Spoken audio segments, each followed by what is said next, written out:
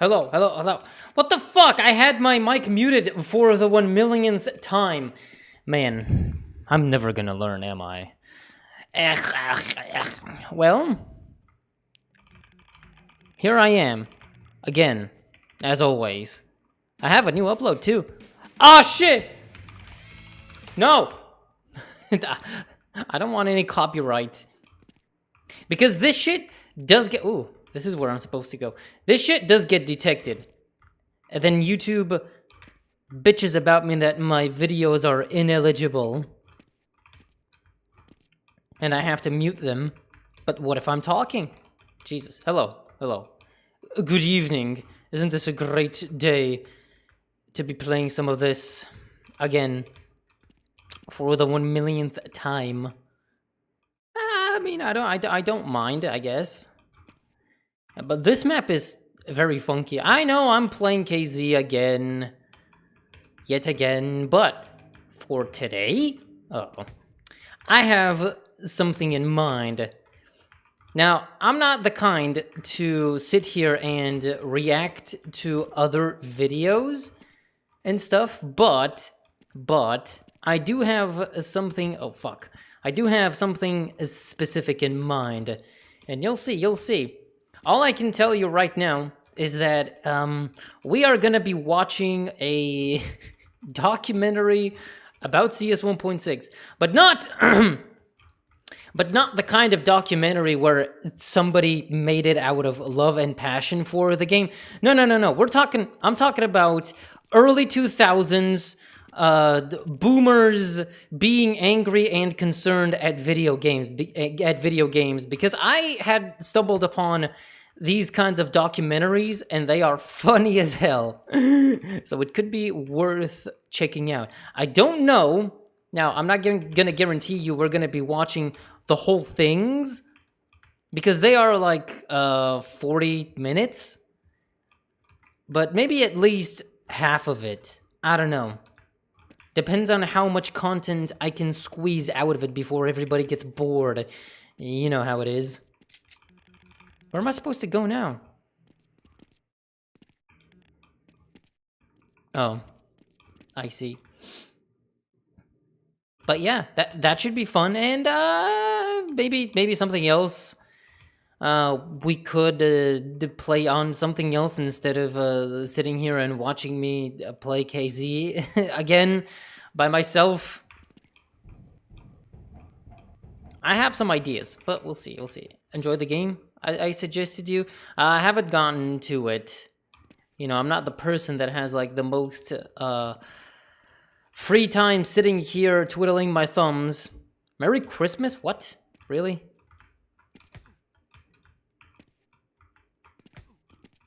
I kind of just, I woke up, I was making the newest video, ran a bunch of other errands, went out to get food, barely walking, because if some of you don't remember, I did roll my ankle yesterday. So I'm a little bit handicapped when it comes to doing certain things. Wait, where? Huh? Wait, did I just walk in a circle? Oh. You know, this map is very good. I like this map. You know, these are my kind of favorite CZ maps where it's just the KZ itself is kind of integrated into the map itself. So you really have to figure out where the hell you're going. Oh. It's right here. Yep. I don't know how long this is.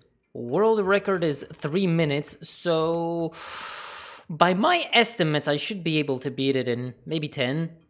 Just a chill start to this whole thing, and maybe we can then get to watching the documentary. I have food, got myself some food because I know I'm gonna get hungry again, so you can listen to me munch if I get hungry.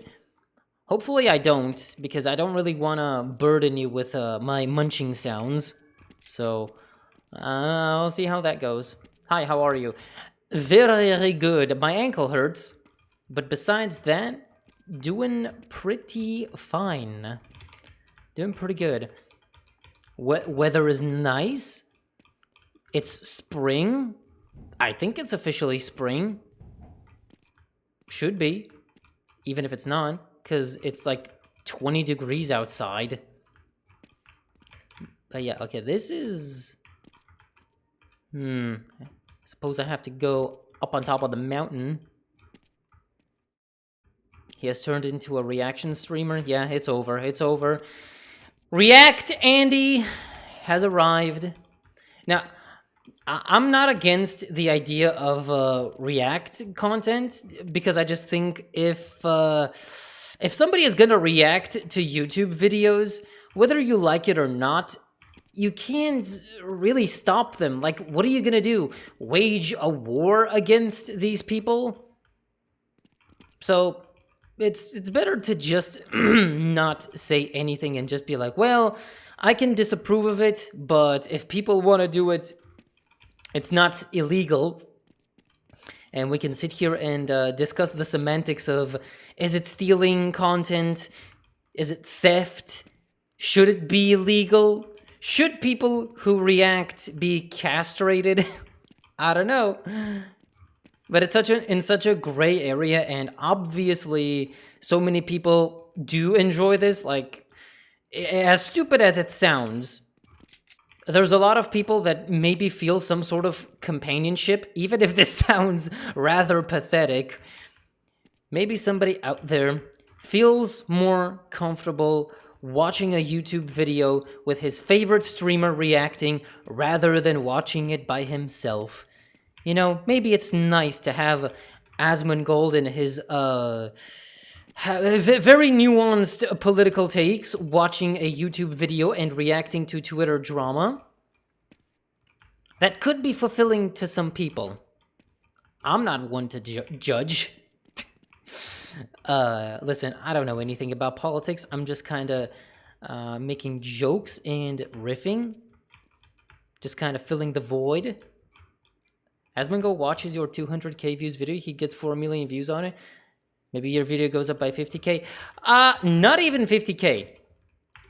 I have had Onapixel react to my videos, and he's a pretty big CS streamer, which, you know, it's cool. And on one hand, to watch his reactions, and I did watch one of his reactions live. You know, I did kind of a reverse React Andy on him, and it kind of, in a way, it does for me. It does give me kind of a perspective of a third party opinion. Like, I know people leave comments and likes and dislikes and such, but it's a bit different to see somebody in real time watch your video as a small YouTuber. So there is some novelty to that on one hand, but on the other hand, if we're talking about promotion, well, that was a fun map. If we are talking about promotion and, oh no, he's gonna boost my channel because he's so big and he's gonna give me so much free exposure. Yes and no. On paper, it does sound like it works like that, but not really. What the fuck? Green Planet. I'm taking a big break since I'm using all my time to play World of Warcraft.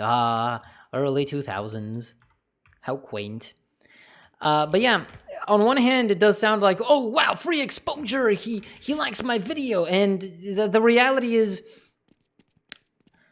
you're gonna get a fraction of that, because why would people go out of their way to go to your channel and watch your video again?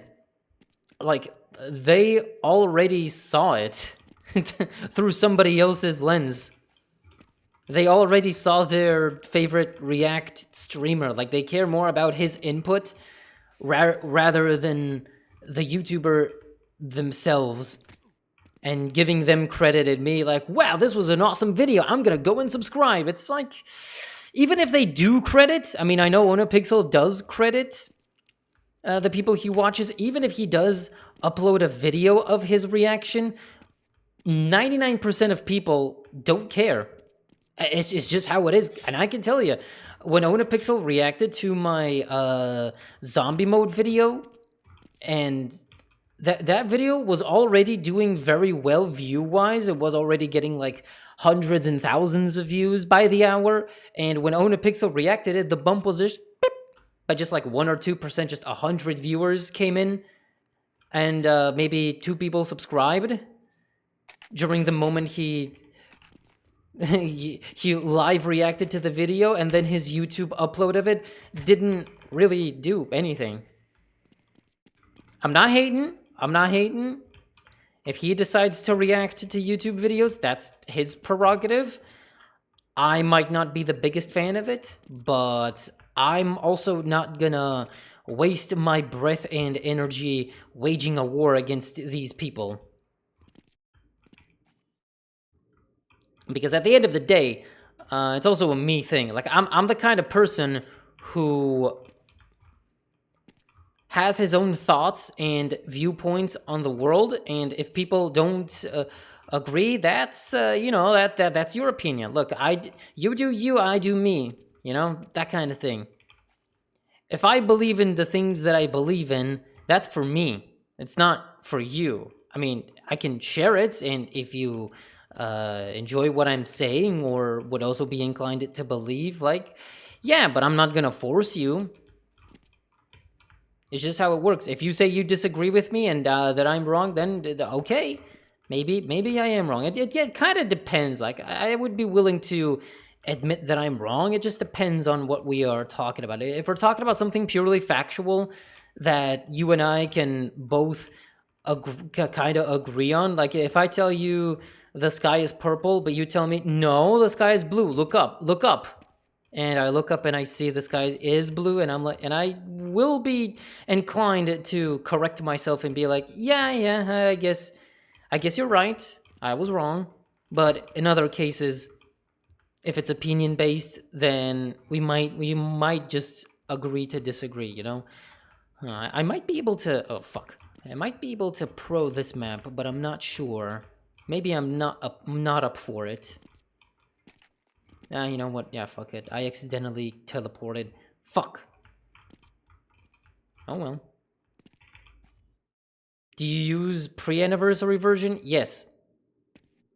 The anniversary version is, on paper supposed to be like the original release, the WAN version, but it doesn't emulate it to 100%. It's just kinda like the WAN version of CS, the OG pre-Steam version of CS.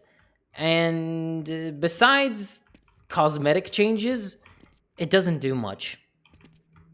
It's not really anything substantial that I would prefer to use over the default Steam version. So I'm just sticking to CS the way it is like this, instead of bothering with the anniversary.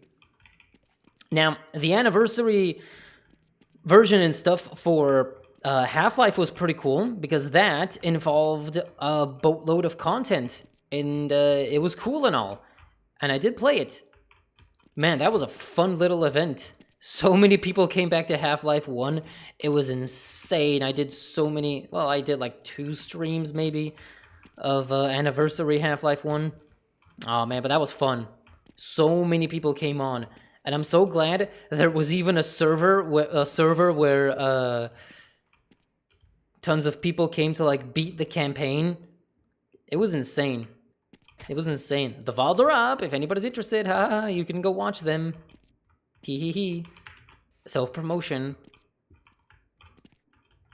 But now Half-Life is back to being dead again, which is normal for a game like that. So that's all over with. Unless we come together and celebrate Half-Life. But that already happened.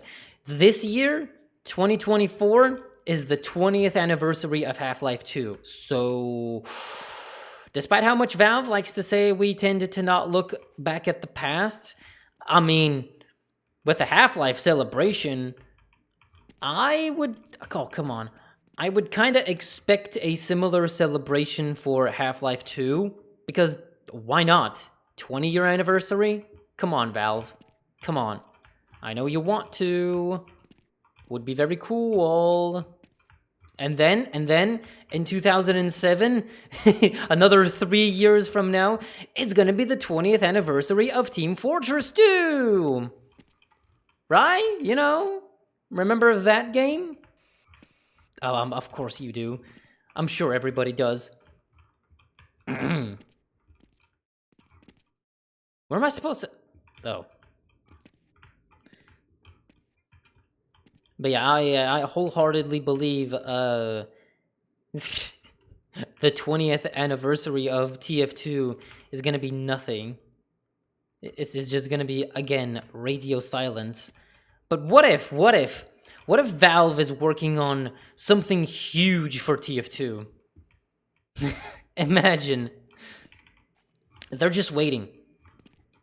And in 2027, at the 20th anniversary, they are fucking gonna drop TF2 Source 2, new update, and 9th class, and so many wishy-washy make-believe things I'm making up in my head right now that people have been asking for years. But yeah. People do love to romanticize Valve games and updates.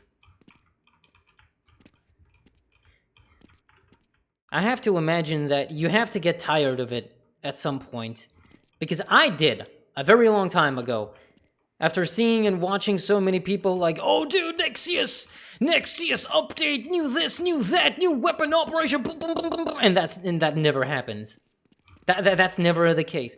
Even if sometimes there have been big updates, they're not like as huge as people romanticize them to be.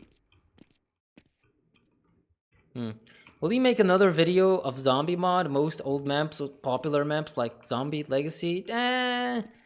No, I don't think so. I feel like I've said everything I personally wanted to say about zombie mode. Made one video about it and another dedicated video for CS Nexon. And from here on out, I was thinking of making a video about CS Online, but it doesn't really have much to talk about. I mean, it's just CS, but slightly modified and Asian with microtransactions. There's not a whole lot to discuss. But I do also have an idea for a Crossfire video where I talk about the Asian ripoff of CS called Crossfire. Like, that one is still kind of very popular, I think, in Asia specifically. And I did have a friend who played that, so maybe, like, it's on the table, but I'll see how it goes. I'm not gonna make any promises. Because I typically would have tons of drafts and ideas for videos, but whether I will sit down and actually realize these ideas depends on how much I could find in terms of research and information to comprehensively compile into a video, so to say. And if there's enough things to talk about, and if it seems interesting enough, yeah, I could make a video. I could, about a certain topic. But in other cases, I will try. I'll do some research. I will look at some things, and if it seems interesting, if it goes somewhere, yeah. But if not, I might scrap it. There have been cases where I've scrapped a video idea because it just doesn't work out.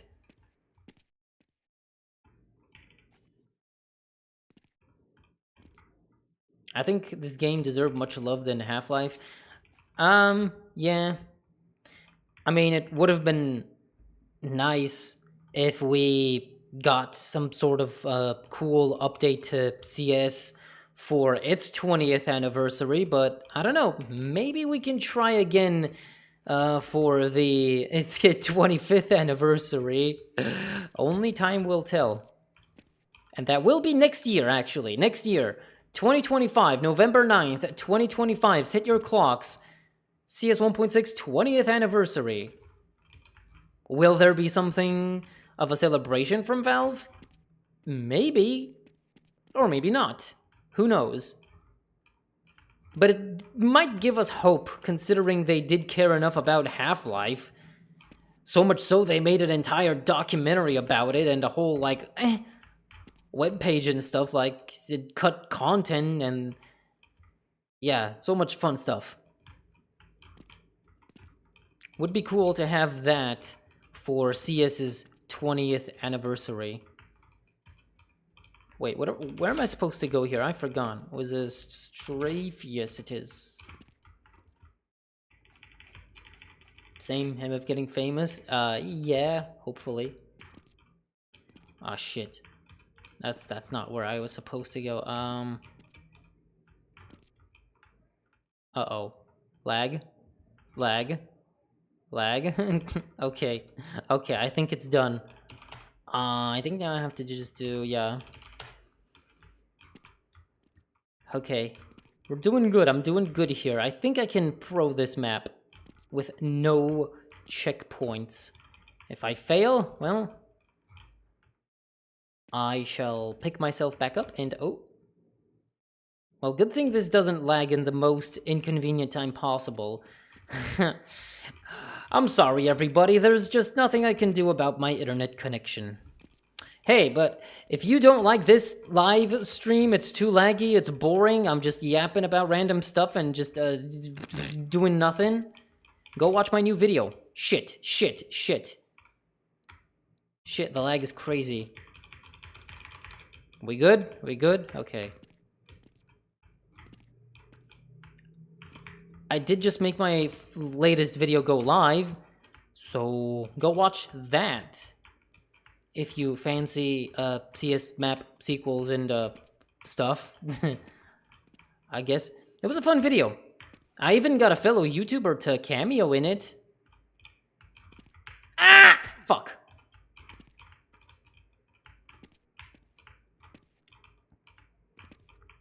Who is it? You'll have to figure out.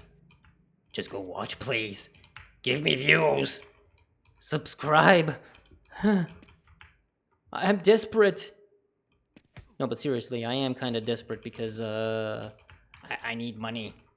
I need fame. Please. I need more. I'm hungry for validation. And everybody to tell me how, great and sexy I am. Where am I from? Europe. We've been over this a million times, I swear to God. At this point, people are just gaslighting me about the same questions over and over again. But hey, that's how it is here. Do you want me to be happy? No? Well, just talk shit and gaslight me about random stuff. I'm sure as hell having fun with it. Is Crazy here too? I don't know. Maybe he is. Maybe he is. Make a video about CS Neo. White memories.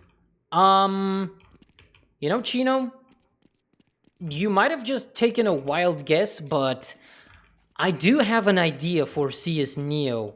Because for those of you that don't know, where am I? Oh, for those of you that don't know, CS Neo is a very weird CS spin-off.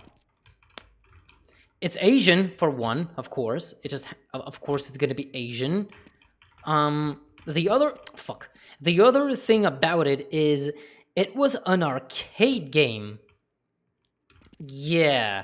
It does still use keyboard and mouse, but it does sort of have an arcade cabinet, and it's probably the most bizarre Asian-type CS game in existence. So, yeah, I do have a draft for it, but is it gonna go somewhere? I don't know. Like I said, with other ideas and stuff, I have to actually sit down. Fuck! I have to sit down and start making it and see how it goes. So maybe that could come to fruition at some point. If there's enough things to talk about that are interesting. Or maybe I won't. Depends. Ah! Come on, bro up. Not that far away from the end. Hello, Peugeot. I mean, it's not like Half-Life literally made them the company. Yeah, well, I don't think it's just Half-Life. Yes, Half-Life is where everything began, and kind of the cornerstone to their success. We could put it like that, but I also believe that all of their other games that they picked up, which were mods of Half-Life, like CS and TF Classic, they also have a hand in Valve's success. Imagine if Half-Life came out today. Imagine if Valve were established today. Half-Life could be a fucking indie game. Like, imagine, back then, there wasn't any way to be an indie company because you would need a publisher and the promotion of your product and somebody to distribute the physical copies and stuff. So you basically cannot live without a publisher. But these days with indie companies and stuff, I wonder, would Valve have been an indie company? Yay! I did it. Cool. Congratulations to me. I'm just interested in what that accent is. That's why I ask where you're from. Nobody knows. Where did I... Oh, I had to teleport. My accent is very weird because I don't know if my accent contains my native language, which, it's a language that exists in this world from a certain country in Europe, and a very large mix of maybe American accent, just sort of Americanized English accent, because I grew up on a shitload of American media, just Cartoon Network, World Wrestling Federation, Animal Planet, Discovery Channel, that kind of stuff, and of course movies. But it's also the way I learned English. It's all just consuming all this media and video games while at the same time figuring out what is what and which is which, and sort of getting a grasp of the language. It is a pretty easy language, of course. Most of the world speaks English.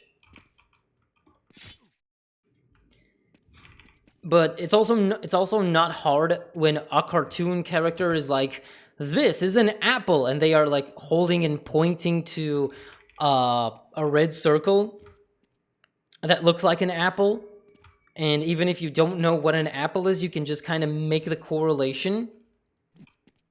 Oh, and I also, I guess to an extent, my parents thought I'm some sort of like bilingual prodigy, so they took me to a private preschool that specializes in learning English. Yeah, I went to those things, and it was just full of a bunch of like rich kids and snobs, but it did help me learn a lot of English. It did solidify a lot of skills with the language, and I do use it a lot. Like my phone, it's in English. My PC, everything is in English. It's a very Japanese game. Yeah. Could be a fun video. I'll see. Haven't gotten to it. There's other videos that are currently in production that I am working on. So, yeah, maybe at some point. Cruelty Squad moment. Pyrocynical is everything wrong in one bundle.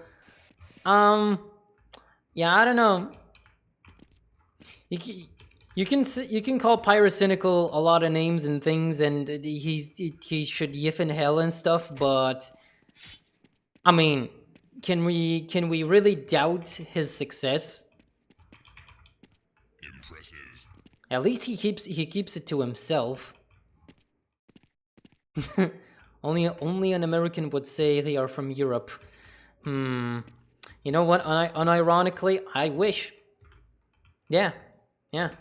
I know tons of people are not, especially Europeans, and I suppose most of you here are in one way or another European, but I'm a big fan of America.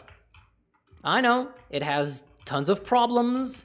There's, there's fat and guns and crazy people, but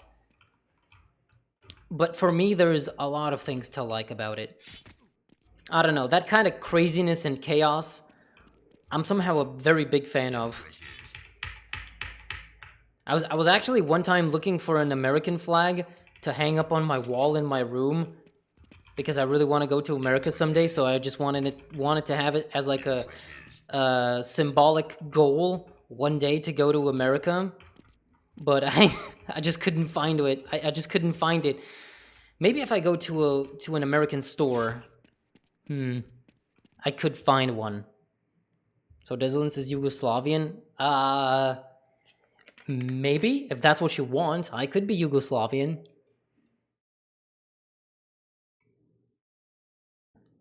Using translated windows? That would be my parents.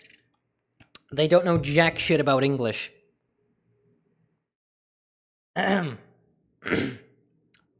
Arab from North Africa. Well, that's an interesting mix. Pyrocynical when inflation reaches a new high. Oh boy.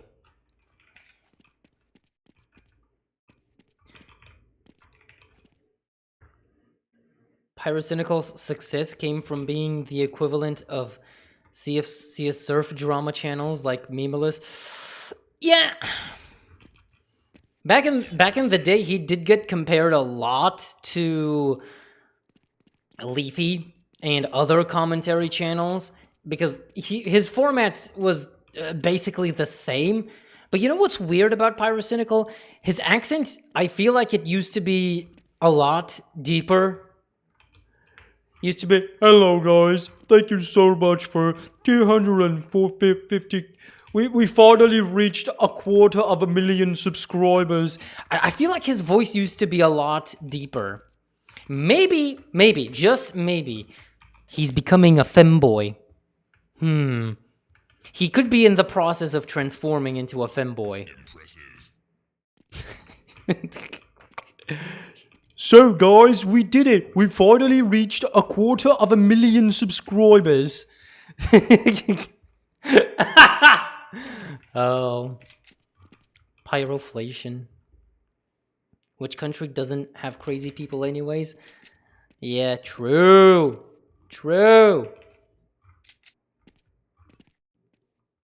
So you could say his accent inflated. Yeah, with helium. He's been huffing that helium day after day. I don't know how he managed to stay looking young at the age of 26. Yeah, it's kind of weird, isn't it? For a British person to look young after 25.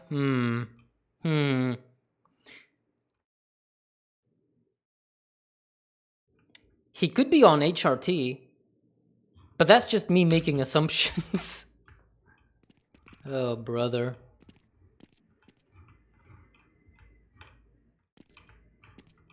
She's a beautiful little woman, isn't it?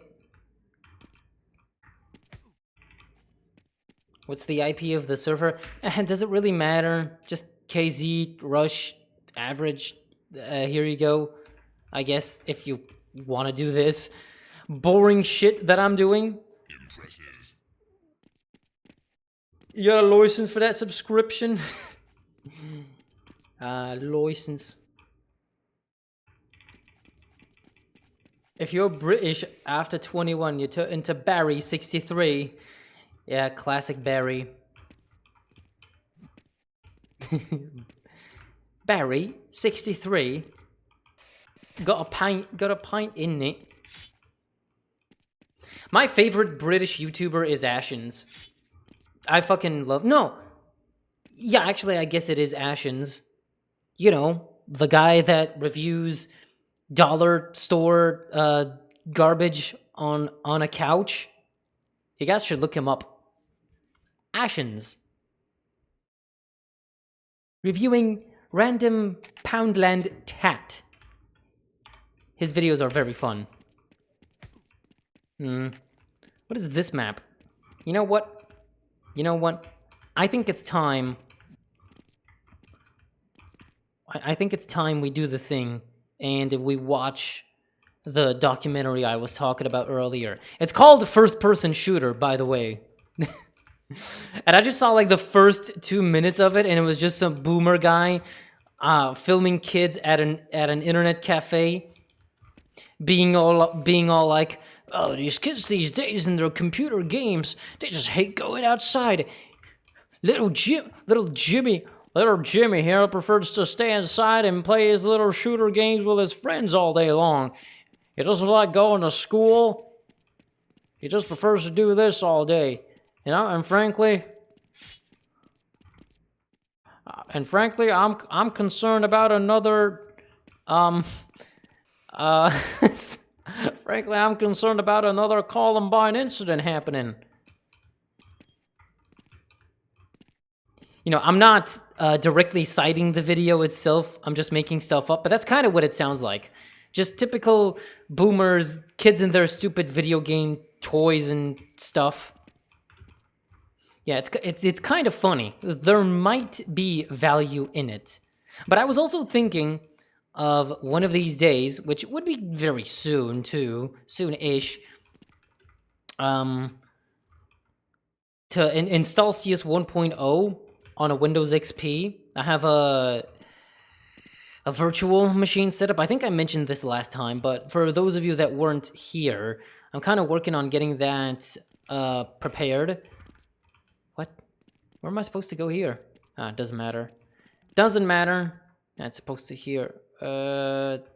This map is not that long, but it doesn't fucking matter. Anyway, I hope you all enjoyed today's latest video, if you haven't watched it. But if you're here right now watching me, then I guess you did watch the new video, or you are saving it for later.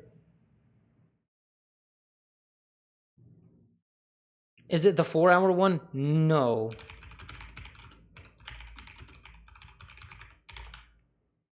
Let me find it. It's actually not something you can just look up on YouTube. It somehow got recommended to me, so thankfully I do have the link saved. I just have to find it. I know the screen is stationary right now, but please bear with me. I'm trying to find this goddamn video on Phonum. Okay, there it is.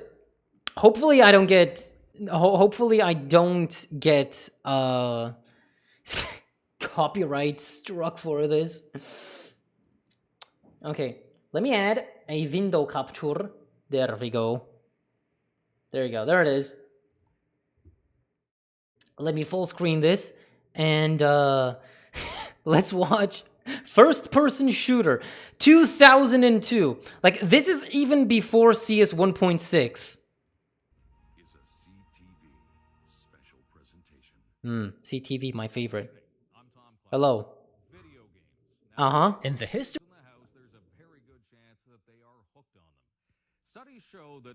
But by the way, I don't know why the audio is only from the left side. That's kind of not my fault, by the way. Kids and teenagers spend more time playing games than they do watching television. I used to be one of those kids.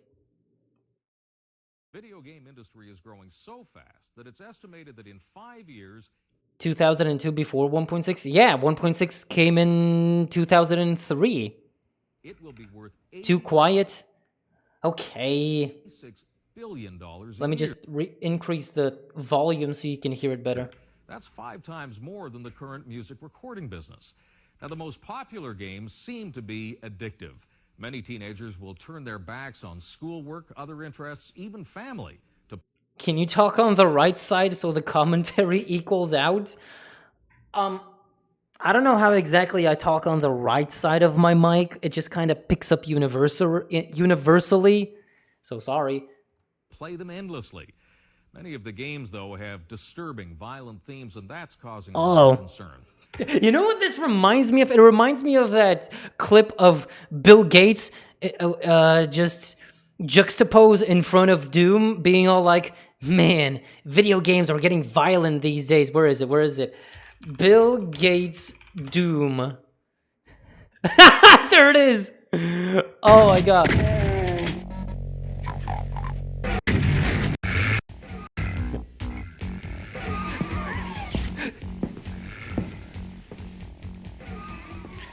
These games are getting really realistic.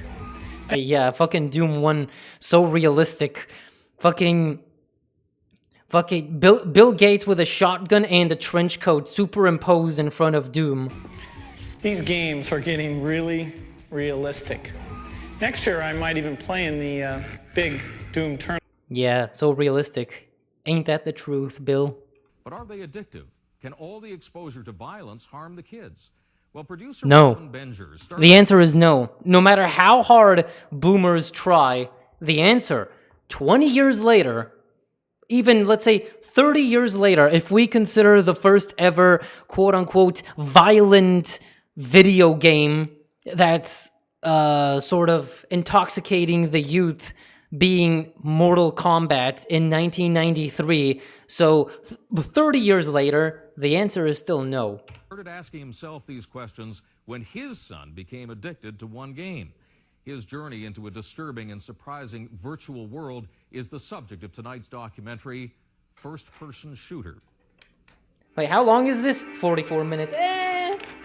We could skip ahead sometimes, but I got some tacos to munch on.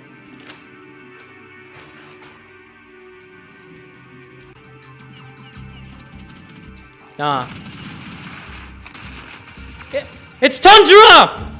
I'm sorry. It starts quite simply. One of those afternoons, in a small incident, one's world changes forever.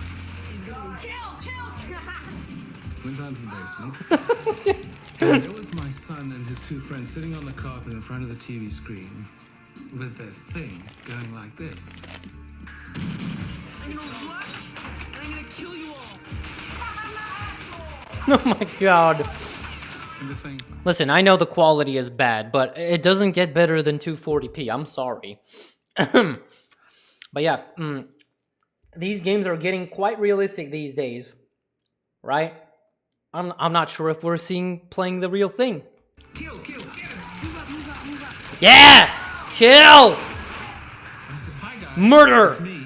Destroy! Completely ignored me. Of course I'm gonna completely ignore you, Dad. I'm playing my fucking favorite game, innit? And they were playing a game which basically seemed to me to involve mayhem. Okay, there's one left. Hat stick? I got 3. I know 2005, this would be either CS 1.3 they're playing or CS 1.5, because that screen that they showed of AtStick for a few seconds was a beta version of it's AtStick. artificial, and I know it's virtual. But there's something going on here I have to find out about.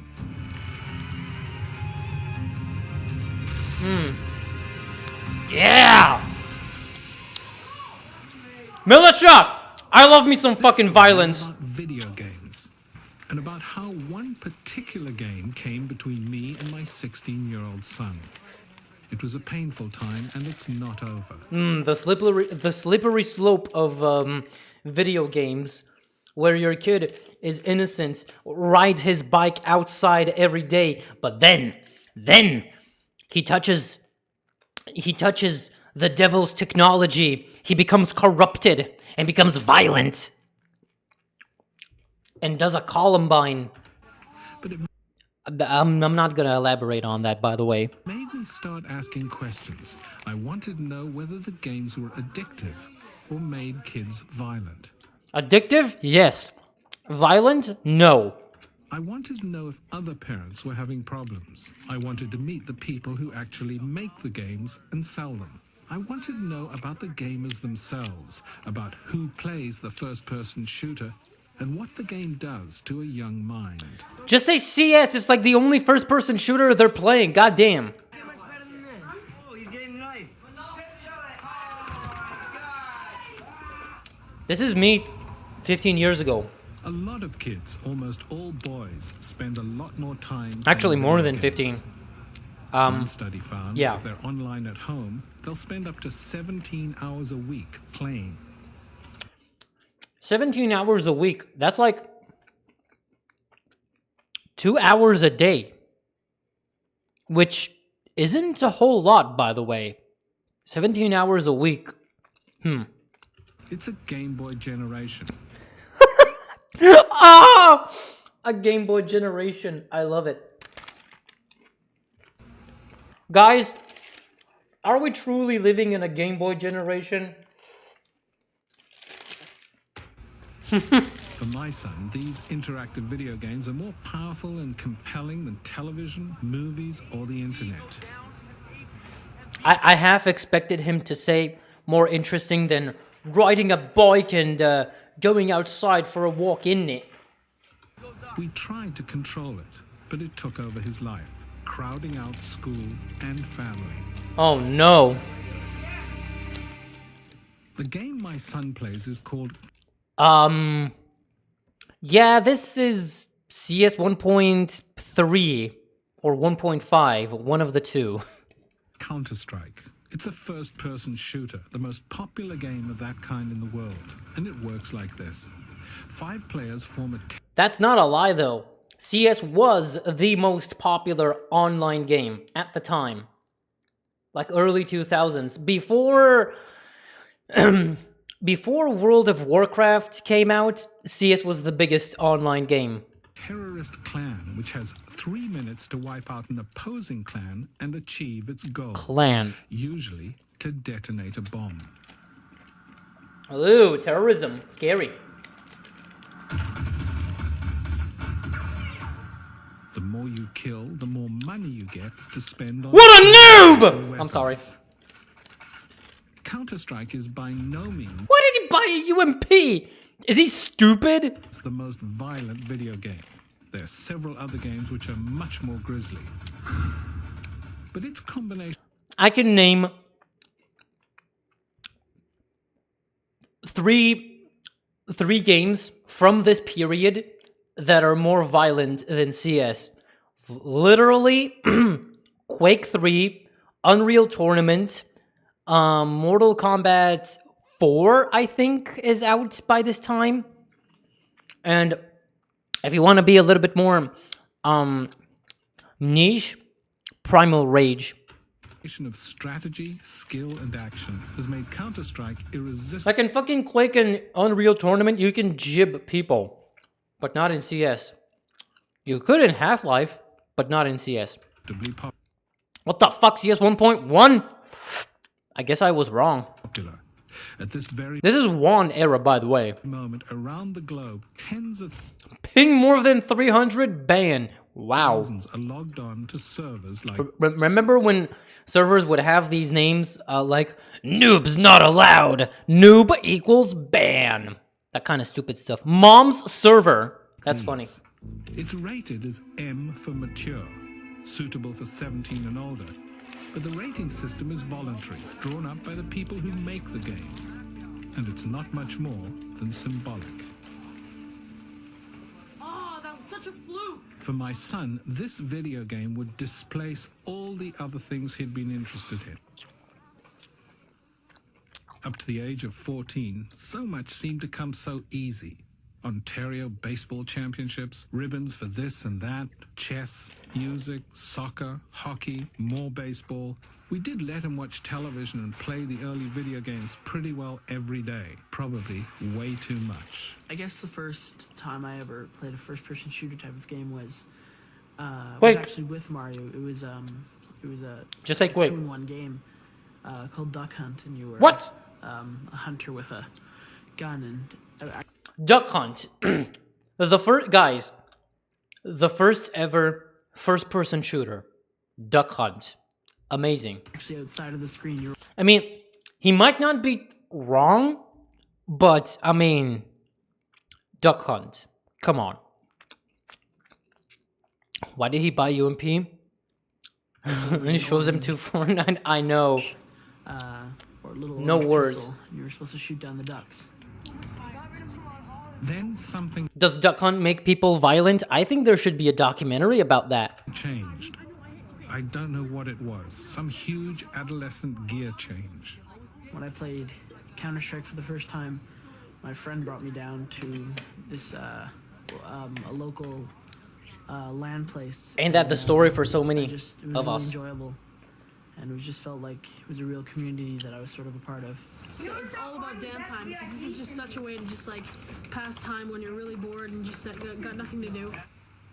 As his interest in the game took over, he dropped out of family life. I went from concern to panic in about 2 months flat, and the game became an escalating tug of war between us. I mean, this was me, kind of, but at the same time, I don't know. Okay, this might be a bit of a weird conversation because, like I said, violent?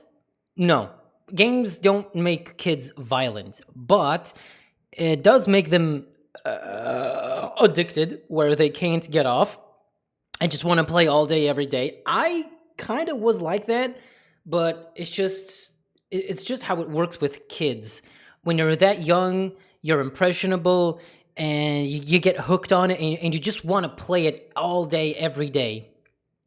I was like that. So, on the side of addiction, I think it's the responsibility of the parent to kind of, help the kid get off the PC from time to time. Like, yeah, let them have fun, do their thing, but it does have to be moderated because kids have, or preteens or teens, they have like no concept of moderation.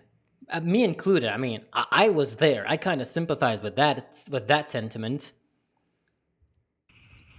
First, I tried to limit his gaming a little bit to 1 hour a day, but my wife knew his studies were suffering. If he had an essay to do that presented any sort of difficulty, he would choose to play the computer game.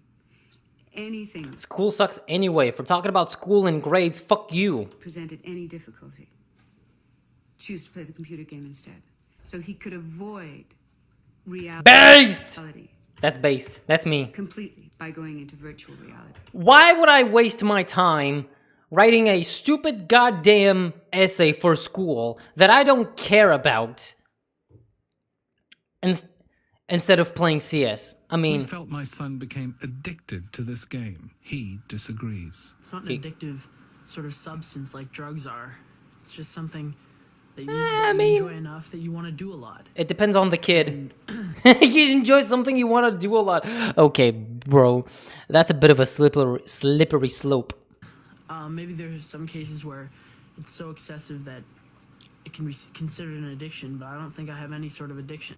I can confirm I played Duck Hunt once, and now I work in a horse abattoir. Yeah, me too. We've all been there. For a while, I took away his computer completely. But he I've actually had that happen to me too. But you know what the solution is? At least back then, just go to an internet cafe. avoided schools. Parents take away the PC. Just skip school and go to an internet cafe. Easy. Stayed out late at night playing elsewhere. Yeah, of course he will. In desperation, I offered a deal. If he would stay at home and return to school, I'd buy him a more powerful computer with high-speed internet. It worked for a while, but before long, he was back at the screen all the time. That's like, you gave him cocaine. Why? So I banned video games altogether at home. Ooh. He just took off into the streets to find them. He'll just go back to the internet cafes. Where did he go? Did like the kid just... When Griffin didn't come home at all, I'd go looking for him, usually ending up downtown at his favorite video game place. Yeah, of course. A dingy cave above the strip where I'd search for him in a dense crowd of transfixed players. Memories. In these, the opium dens of the 20th Internet cafes were always 80% people playing CS, at least in the old days. 80% of people playing CS, and then the other 20% would be the odd ones out that would be playing FIFA or some RPG, and then there's always that one old guy or like one or two old guys somewhere in the corner browsing porn. 21st century, an electronic hook deep in a brain soothed by the balm of bloodless killing. Well, ain't that poetic? I'm close to him now. He doesn't even know I'm here. Oh my god, the old op scope.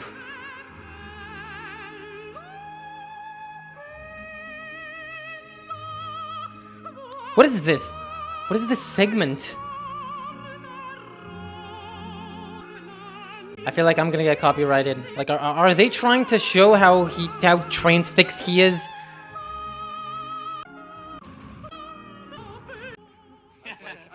Griffin played with a bunch of kids, so I asked their parents if they were having problems with the amount of time their kids were on the game.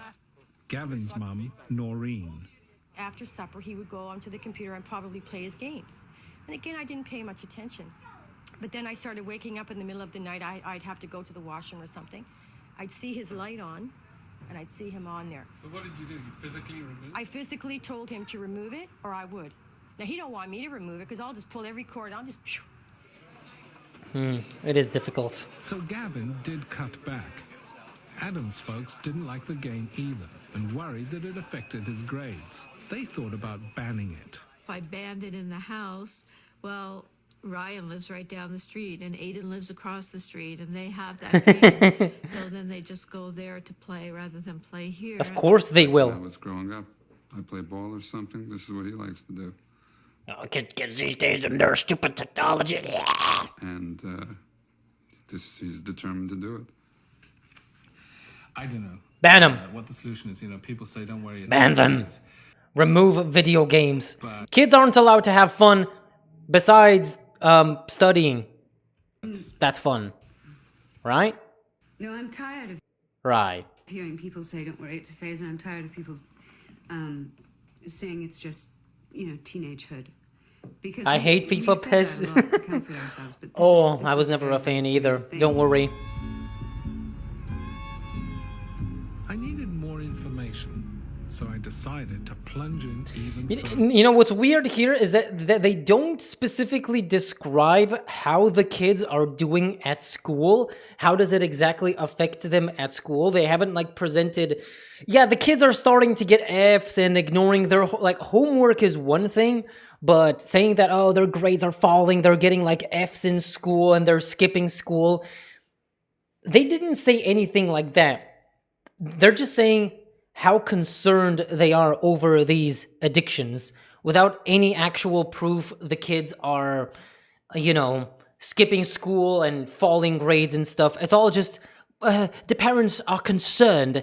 It's like, I guess that's valid, but, it feels like a little bit biased, this documentary, which, of course it is. The boys wanted to go to a huge Counter-Strike tournament in Washington, D.C. Oh. So after getting their parents' permission, I rented a colossal motorhome and headed south. The risk was that I would feed their addiction further, but I thought it was a chance worth taking. Okay. So did you take him? The Counter-Strike tournament was a 17-hour drive to Washington, D.C. Maybe I'll show them the White House and they'll develop a sudden interest in presidential politics or something. I don't Really? Did he really assume that? know. It's worth a try. On the way Whoa, kids, here's the White House. This is where the president lives. You want to see around Mount Rushmore? It's like, no, you told us we're gonna go play Counter-Strike.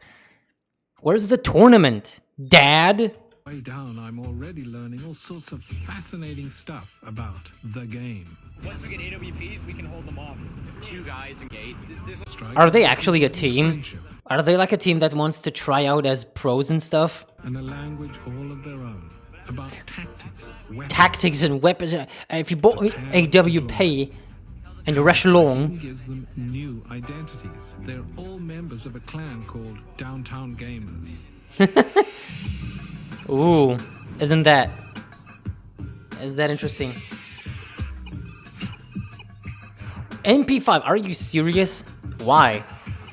Why does the weapon matter? Like see, this guy's weapon might be the M4, but if he's a T, what is he gonna do about it? Why would you pick up an M4 as a T?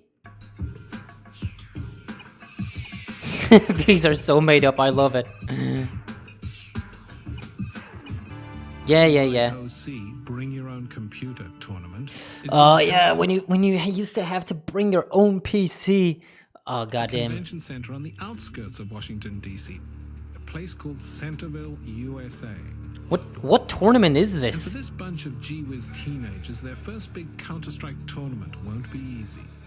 Yeah. The best first-person shooters in the world. There's people literally sleeping on the convention spot.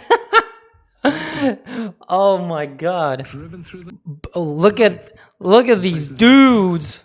In New Brunswick, there are more than I mean, it's kind of what it was like with the game not being that big and that popular. Of course, you go to an esports tournament like this, you're most likely gonna be broke. So yeah, this does make sense to an extent.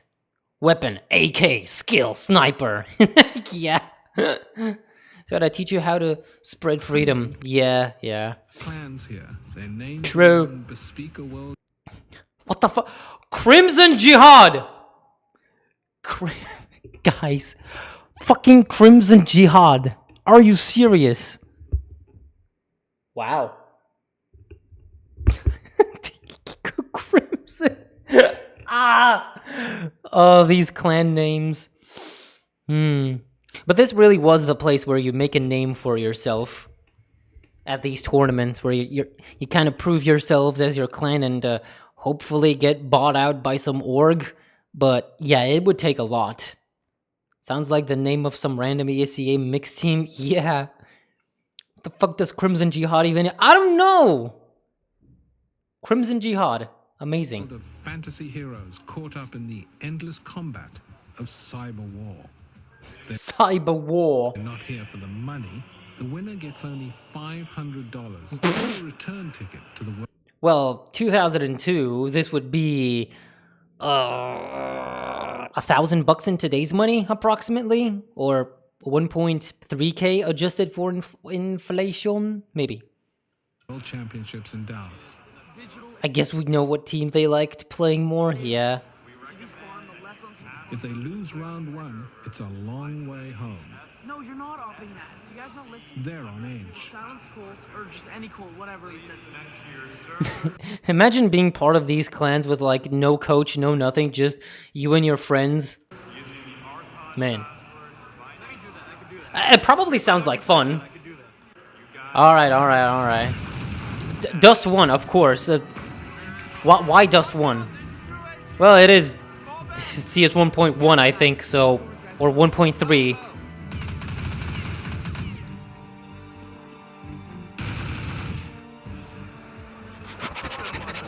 Are they winning? I get the competitive Are they gonna win? from all of this, but I can't help being deeply troubled. Surely, even in the name of rivalry and fun, this kind of mayhem couldn't be doing them any good. I'm thinking about all the epic issues of the 20th century and the wars of my lifetime. But for them, war is a game, and happiness... War is a game. Yeah.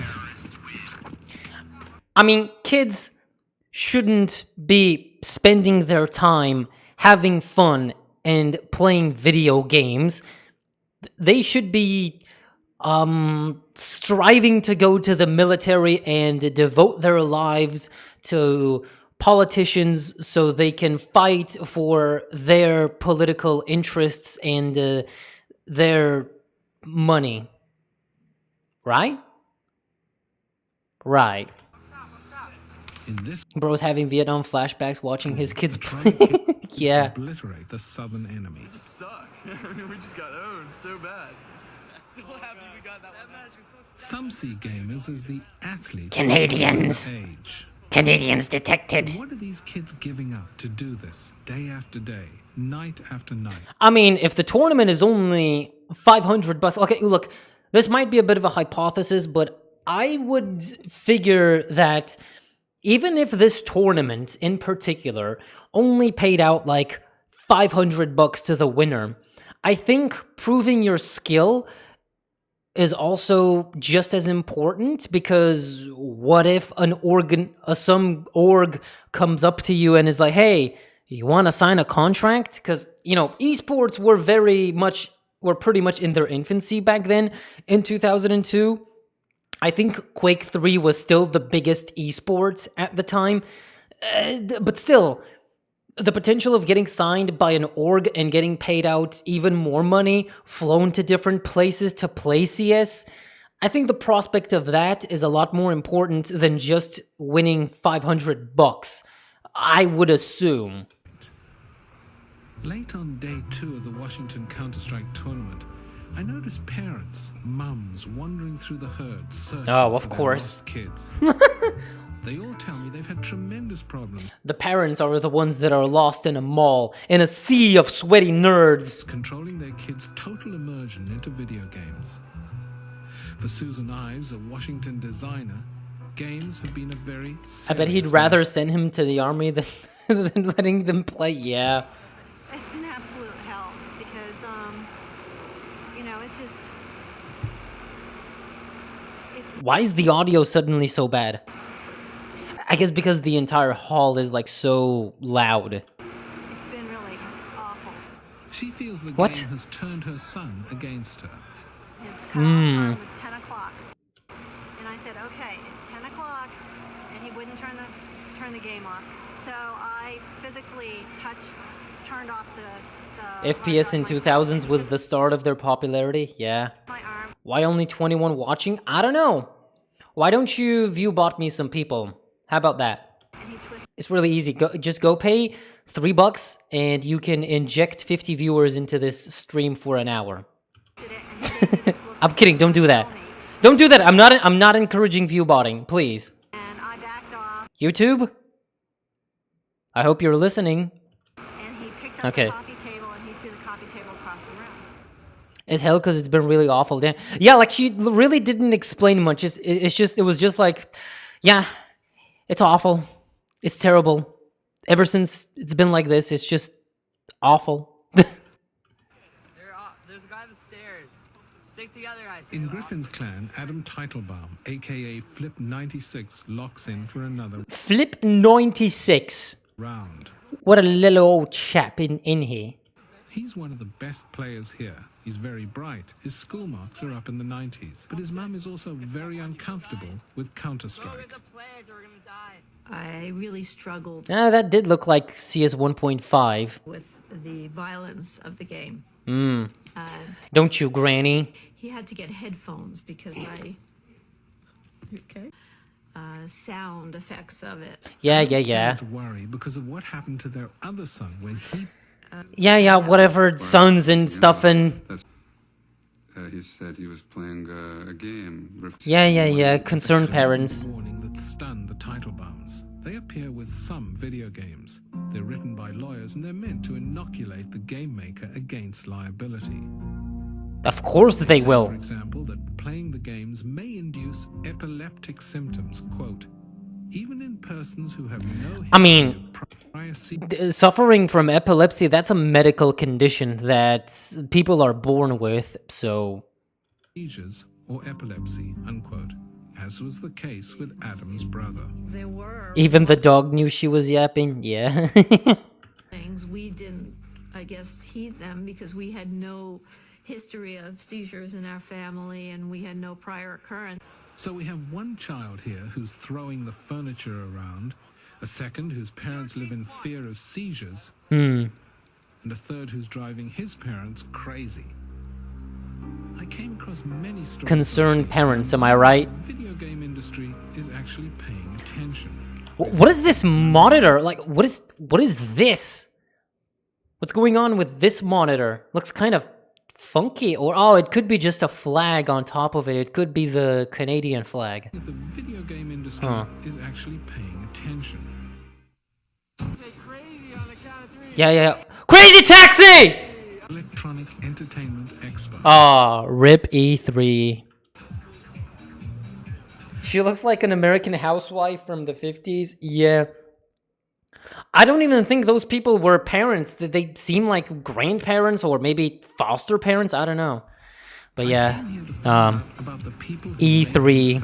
Ripperoni. Here at an industry aimed at kids, ironically, no kids are allowed. The exhibitors say they wouldn't be able to get them off the games. Of course. 60,000 Typing of the Dead!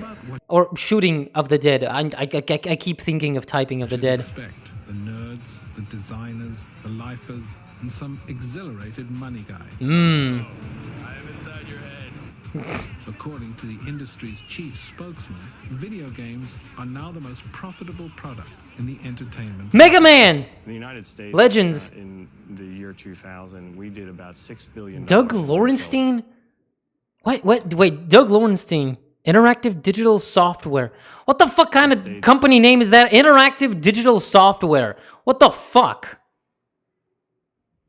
That's like if I called if I made a company and I called it Convenient Software Technologies Inc. It's so generic and stupid. But this name seems familiar to me. Wait a minute. Doug Lorenstein. That's familiar. Doug Lowenstein. Founder of Entertainment Software Association. Yeah, he's a guy.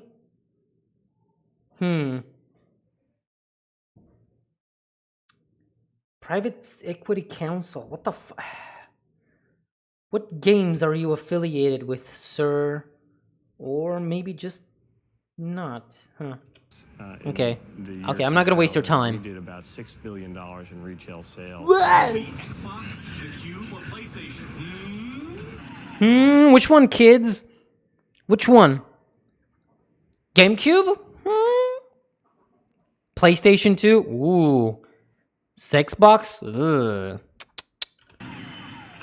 Don't want to catch you with a Dreamcast. Names are here selling Halo! Combat at every turn. Okay, that was just Half-Life. About the studies that show that most of the Prey. games that sell best have violent themes. Of course. And they have the audience completely mesmerized. Why do you say like the games that sell the best have violent themes? Like you still have Sonic and Mario, unless Mario stomping on Goombas is considered violent, or maybe, or I guess by this time period, Mario Sunshine filling up a piranha plant with water is violent. Let's not give pyrocynical inflation ideas. Half-Life with HD texture pack. Maybe not yet. Source Engine ain't out. Many people are here to test new games and estimate their split screen. Massively profitable male A dead genre, almost. The motherload. Over the next 5 years, as today's male teenagers What's this? start their working lives. Wait, what was? Over the next 5. What's this game? Time Splitters? 5 years, as today's male teenagers Silent start Hill their 2. working lives, the video games industry expects to grow 71% to $86 billion. Is this Castle Wolfenstein? A year. That's 5 times bigger than the current music recording industry. Or it could be. It could have been Call of Duty 1. So a game has to deliver punch, impact, sensation. Manufacturers hook up with the US Navy to develop the most realistic mayhem possible. What? The Navy SEALs. Yeah, blah, blah, blah. We know video games, they're big, they're engaging, it's a multi-billion-dollar industry, of course. I was in the wrong place. the one reference to the debate about violence was under there we go. in glass cabinets. The industry rating system. And that's all that's needed, says Yeah. Doug Lowenstein. This the rating system born because of games like Mortal Kombat and Doom, and nobody really cares. Like, we all know Call of Duty is 18 plus. It's adult, but kids used to play it in the early 2000s. It still do today. Our responsibility is not to try to regulate the content. Zolan's is the type of person to shout Halo every time he's seen. Responsibility is to make I just saw the game that I knew.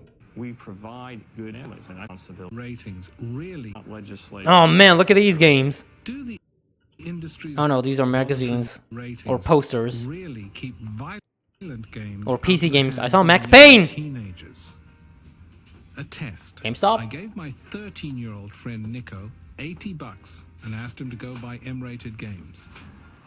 In 1 hour in Toronto, he walked into a variety of stores, from the big box retailers in the mall to mom and pop joints on the corner. Big box Diablo. This Big box 13-year-old bought video stores. games for teenagers 17 years old and over at will. How much is it total? $45.99. He's never asked for his age. There you go. I mean, And afterwards, he got mad when I wouldn't let him keep the games. what?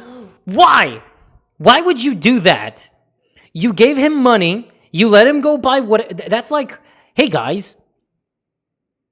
That's oh my fucking god. That's literally if I came up to you, was like, bro, here's $100. Go to GameStop, buy whatever you like, and then you come out with, I don't know, a Funko Pop and like 2 PS4 games, and I'm like, all right, cool, that's a good selection, and you're not having these. Like, why? Every video game event we went to, over a year. What is Des doing? I'm watching First Person Shooter, the documentary, because it's funny. Concerned boomers about video games in the early 2000s. It's content, really. The so-called M-rated games were clearly under the age of 17. Bro screams like he saw LeBron Sunshine. Kids of I actually did see LeBron yesterday. No, earlier today, actually. He was on a billboard for Taco Tuesday. any age buy the most violent video games available. Failing that, just download them from the internet. I can't believe somebody isn't keeping an eye on this. I cannot believe it. The alcohol or the tobacco or Oh my god, please. Lieutenant Colonel David Grossman got involved in video games. in March of 1998, Oh, shit's hitting the fan. It's getting serious here. the town I retired in, Jonesboro, Arkansas. We need to regulate these gosh darn video games. They're invading our children and melting their brains. Melting their brains. Why do they have to have all the stinking violence? Why? Why does it have to be there? Why? Because it's the addictive substance. Oh! What a revelation. Grossman believes Incredible. violent video games are teaching kids to kill. His message is hitting a chord. Guys, I think it's time. 200 times a year. Here it's teachers in Vancouver. I think it's time we recall every single video game and burn them. He feels the new That is actually what happened in Germany. Germany fucking in the 90s banned Doom. Because censorship in Germany, they were too concerned over violence in video games. They were actually the most concerned country. They removed the blood from Mortal Kombat. They heavily censored Doom. I think CS was also censored in Germany. I definitely remember CSGO was censored in the sense of CSGO, like the death animations were completely different, where the characters would just lay down with their hands on their back instead of dying and ragdolling. generation of first-person shooters Stuff like that. are instruction manuals. What you What? learn to do with many of these games is you learn to work your way around the corner, staying alert. Oh my god, guys, can I become a Marine from playing CS? Is it true? You finally come far enough that you can just barely see the bad guy. Then you engage. Bang! Oh, I think he shot him in the legs. Why is he looking at the dead body? Police and military are trained on the same first-person shooters played by the kids. That is actually semi-true, because there was a mod of Doom in the 90s that was used for military training. Like, this is a real story, by the way. This did happen. I'm up top. I got the high ground right. For tactical training purposes. Yeah, they did. There it is, but this is actually Quake. Particularly effective combat simulators. Or I mean, it's less of a combat simulator, it's more so it teaches reflexes, I think, in a way. murder simulators if they're in the hands of a Show us your library. I don't read books, sorry. The covert assault unit. What the fuck was that? From North Carolina. What a transition! Wow. Zip lead. Yeah. We didn't realize that's illegal. They're rushing us here. Wow, running with an op? Why? Dark Prince. Why knife? You have a pistol, don't you? Not winners. They're in the final four. They made it to the finals? Circuit, they're being blamed for murder. You need What? three things to kill. You need a weapon, the skill, and the will to kill. Yeah, conservative white parents be like, His weird blank look on his face, with his eyes wide open. yeah, whatever. Really link any games to the shootings. Asked her if he was in service. It looked at major incidents of Yeah, this is becoming like a little bit too unnecessarily serious, and he's probably just gonna divulge into, what does the government think about it, and what can we do to prevent kids from being addicted to this, and the violence, and the military, and terrorism, and blah blah blah. Supreme Court expert of any kind to Yeah, interviewing a bunch of other boomers. violent images, provoke violent passions, and create Do they? behavior. Therefore, we will ban Do they? Homer. Aristotle says no. What it does is to purge these emotions. It's a Please. who could tell me anything conclusive about the real effects. Is that of Max these Payne? games. I think that's Max Payne. Yeah, it's Max Payne. Yeah. But elsewhere, I found Professor Stephen Klein, who's actually tested kids while they play violent video games. Oh. He's This might be convinced that interesting. The more troubling effects of video games may be something other than physical violence. Maybe it has less to do with the question of will kids get up and punch each other because they play video games, which I think is less likely. But are we Virtual Fighter. males into a kind of inappropriate set of values and attitudes? Klein's colleague, sociologist. Okay, on this side of things, yes. I would say this is true because you could very easily influence yourself and harbor anger issues from video games. That much is true. Nick Dyer-Witherford. What I would look for Max Payne Biz Dude or something, yeah. Made your Steam library.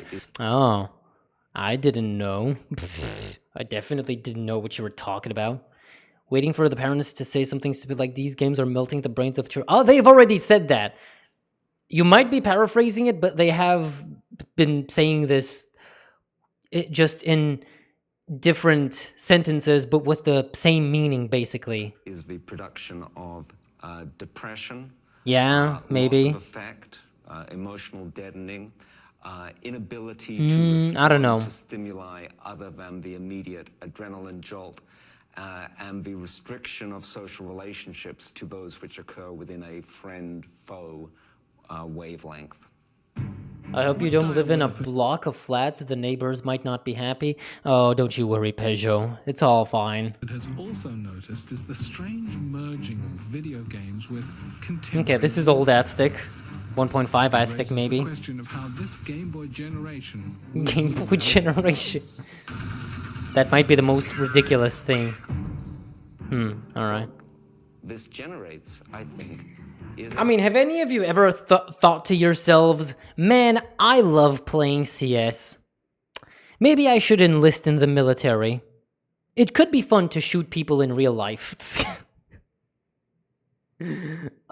Society in which large parts of the public, particularly the young public, I miss the falafel dealing.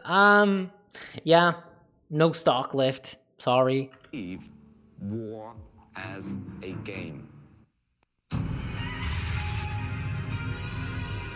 I came to Vancouver to meet some people who tried to do something Canada? practical Why? about them. The game seemed to kind of pause so that you Huh. could watch the blood squirting out where her What? arms had No! No, that's okay. That's actually stupid. Okay, this woman doesn't seem as old, and she already is making like the worst takes possible. Ooh, the games they slow down so you can see the violence. Like, no. Coalition opposed to violent entertainment had been getting calls from very young son, 8 years old, was addicted to first-person shooter games, and his And? behavior changed dramatically as a result. And, you know, he would show the gun and say, "I'm going to blow you away," to his mom. Oh. Now, is there any way to verify if this is real? The answer is no, so it could be completely made up. I don't trust this woman. I don't trust, especially women like this that talk in such a tone. Lady, I might point a gun at you in game and threaten you To his mom. with violence. With that punchable face. I'm sorry. friends managed to persuade the former BC government to start an independent rating system for violent video games. Oh, and to okay. hire 2 inspectors to make sure that stores didn't sell these games. Guys, imagine if there was some sort of boomer that's like a vigilante who goes around into hardware stores like GameStop, EB Games and stuff, and just goes around and puts labels on video games. Is a video game 18 plus and violent? Bam! Nobody sees him. He's just like completely secretively goes around the aisles and slaps like his own homemade labels on every game like, boom, this game's violent. Don't buy it for your kid. Just as a warning. Games to young kids. Her campaign started to attract I national can imagine a boomer stealing all the copies of Max Payne. You know, I've always thought that despite what Max Payne is as a game and the fact that it is a game, I feel like some boomers might enjoy the story of Max Payne. It's not that different from a, I don't know, drama action movie. attention. And now it's moving beyond. Did I see Command and Conquer? Wait, what is this? I can't read that one. Nanny Dream? What? Street Racing. Yeah, this is Command and Conquer. And this is 4x4 off-road racing. Moving Yeah, beyond okay. British Columbia.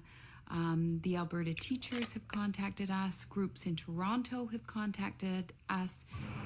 But in Los Angeles, the man who heads the industry didn't like what he was seeing up in Canada. The man heading the industry? Well, we're concerned Oh. about it. We've been working with the province, trying to sort of strike the right balance. Again, continue to be hopeful. Yeah. The campaign paid off with the new Liberal government. Within weeks, the Oh, Canada. law passed by the previous legislature was toast. Petition to make whiny congressmen play violent video games. Yes. And the province went back to the industry's voluntary rating system. These parents think that what I learned from CS is I should kill a bunch of people, but all I learned is oppers suck.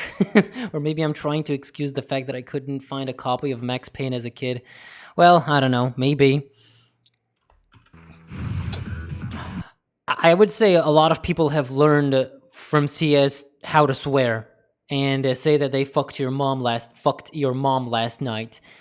That's about the extent of it, I think. So in BC, my alarm ringers had been brushed aside. Amid the mixed Yeah, messages classic from the old Dead or Alive. on the home front, we were still dealing with a full-blown video game crisis. Full-blown video game crisis. In a sleep-deprived moment, my wife asked me to bring her the head of the inventor of Counter-Strike. Bring me the head of the inventor. Okay. Guys, should I call up Min Lee? and tell him, "Hey man, there's an old wife in British Columbia, Canada that wants your head. Do you mind if I just decapitate you and serve it to her? Bring me the head of Min Lee." Yes.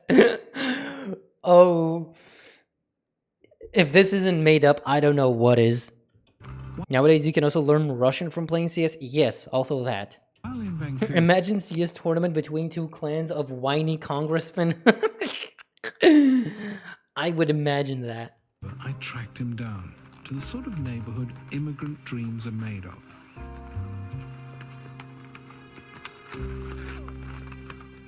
What?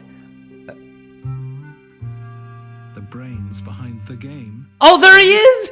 Oh my god! There he is! Computer student. There he is! Min Lee, still living at home with mum and dad. What? While his library is clear evidence of violent preoccupations, it was the poster of the baby seal that really took the wind out of my sails. Oh, would you look at that? The guy who made the violent first-person shooter that is CS is actually just a normal guy. Wow. Min Lee's family fled Vietnam in an overcrowded boat when he was a 2-year-old. Huh. Now here he is on a quiet Sunday morning, refining cyber death. Sometimes you watch movies and you get a feel for it, but movies are totally exaggerated. They don't really die like that at all. So you just sort of, just... They even spelled his name wrong. Hit yourself Absolute disrespect. But you know, I really did not expect Min Lee. in the chest and see what it feels like. I really did not expect to see him. Sometimes. He likes to check in on the Counter-Strike circuit. Ah, Still Juan. amazed by the number of kids worldwide hooked into his game. Oh my gosh, it's 4,000. Still at 4,500. So you multiply that by 20, you're getting like 100,000 people. And wouldn't you know, the inventor of Counter-Strike, who's made more than $250,000 out of the game. Why is he living with his parents then? Being addicted himself. It's addictive. It can get really addictive. I mean, sometimes I find myself playing like six. Are these death animations for CS? This is some interesting insight, actually. You know, because you just want to like, I don't know, you just want to keep playing because it's just like a sport, but you never really get tired. I came looking for an evil genius. Instead, I find a sweet guy who fled Aww. one of the worst war zones of the 20th century to slip a little piece of cyber combat into Dude, I should tweet Min Lee with this video and see what he says about this. basements. I wanted to know if he felt any responsibility for the anguish his game is creating. Oh, the anguish. Parents and children. Wait, these could be condition 0. Oh, it could be. But no, I don't remember if Min Lee had any involvement with condition 0. He did have involvement with an unannounced and sort of unreleased CS sequel at the time. Because as far as I remember, after CS 1.0 came out, kinda, he was like very hands-off with CS. Because he got a job at Valve, and he worked on Day of Defeat Source. Like, he kind of started working on the Source engine just around this time in 2002, 2003. And he worked on Day of Defeat Source. But I don't think he had any involvement with Condition 0 or CS Source for that matter. So I'm not really sure where what we are seeing right now is from, these sort of test rigs and stuff. If people can't control themselves, then, I mean, that's really not my responsibility. I mean, yeah.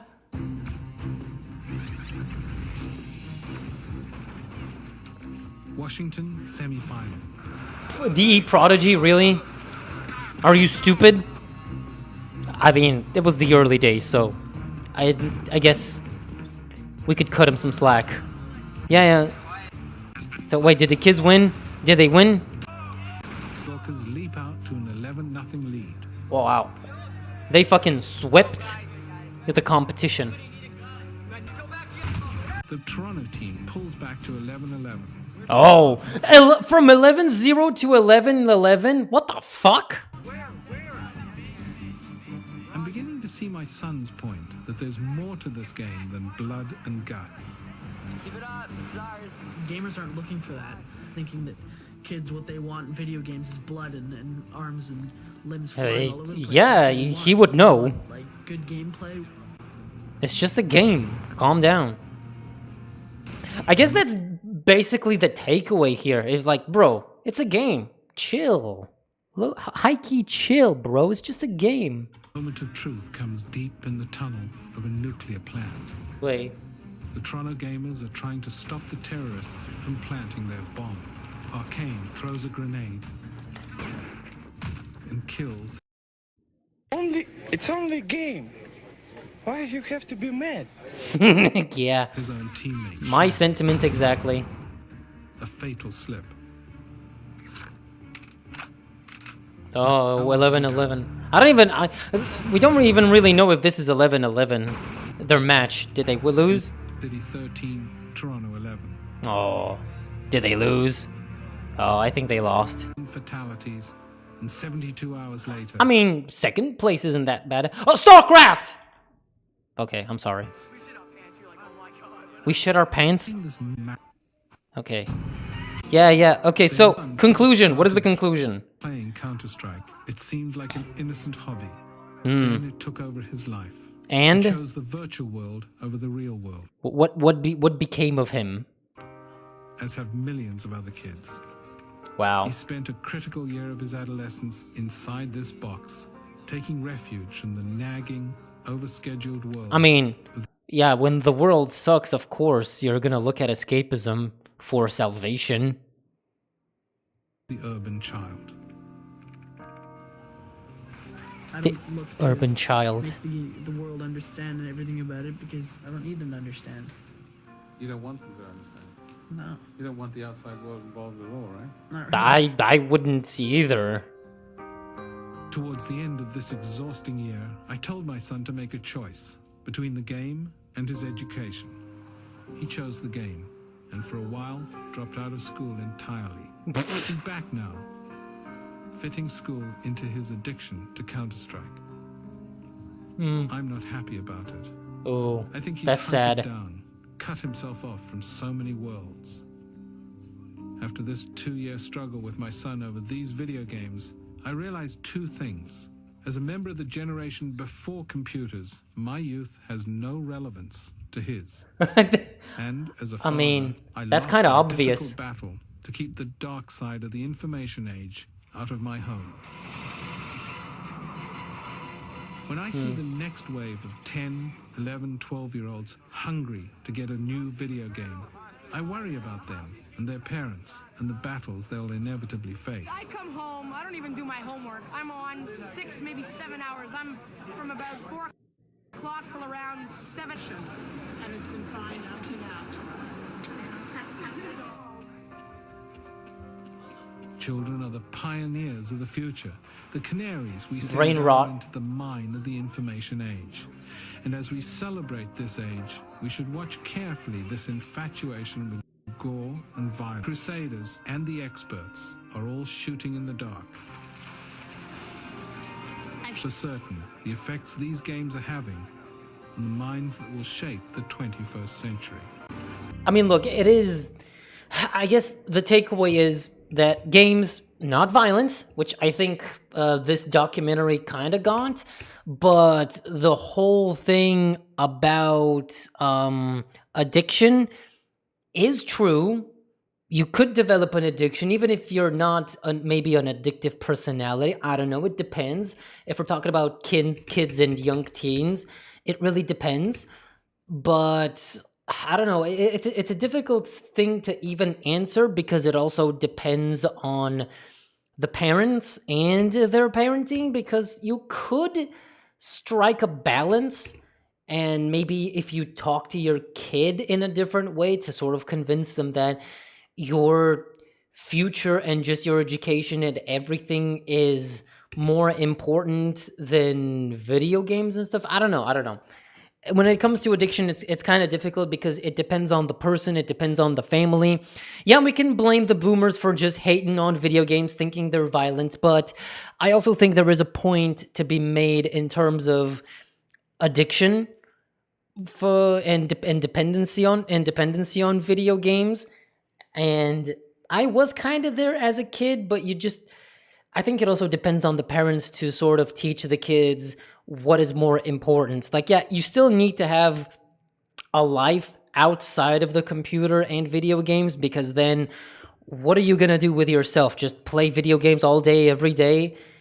I mean, it just kind of depends. Like, you got to kind of teach them that there are more important things. Like, yeah, video games, you can play them, they're fun and all that, but if you don't, at the very least, complete school and think about a more stable future and an actual career or something, because you can't just be sitting here playing video games all day, every day for the rest of your life.